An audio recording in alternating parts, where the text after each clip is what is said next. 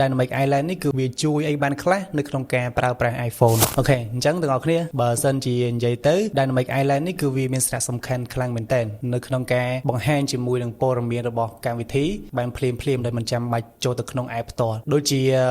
លើឧទាហរណ៍ជាក់ស្ដែងនៅពេលដែលយើងប្រើជាមួយនឹង Google Map អញ្ចឹងនៅពេលដែលយើងអូសជាមួយនឹងកម្មវិធីនឹងចេញវានឹងបង្ហាញជាមួយនឹង direction ឬក៏ការត្រូវបត់ឆ្វេងបត់ស្ដាំគឺវាបង្ហាញជាមួយនឹង Dynamic Island នឹងផ្ទាល់តែម្ដងហើយមួយទៀតដូចជាការ record voice អីហ្នឹងនៅពេលដែលយើងអូសជាមួយនឹងកម្មវិធី voice ចេញហើយយើងចុច record គឺវានឹងpop up នៅលើ Dynamic Island នឹងផ្ទាល់តែម្ដងហើយបន្ថែមពីនេះដូចជាការ control ជាមួយនឹង music notification ក៏ដូចជាការ alert អីផ្សេងគឺវាបង្ហាញនៅក្នុង Dynamic Island នឹងបានស្រស់ស្អាតខ្លាំងមែនទែនការកំណត់ជាមួយនឹង timer ឬក៏ stop voice អីផ្សេងក៏យើងអាចប្រើជាមួយនឹង Dynamic Island នឹងផ្ទាល់តែម្ដងបានអូខេអញ្ចឹងអានេះជាចំណុចខ្លះដែល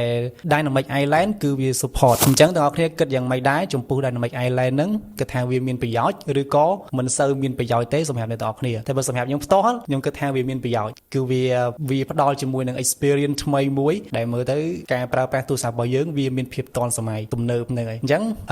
វីដេអូយើងមានប៉ុណ្្នឹងហើយយើងនឹងជួបគ្នាជាមួយនឹង tip ថ្មីទៀតបាយបាយ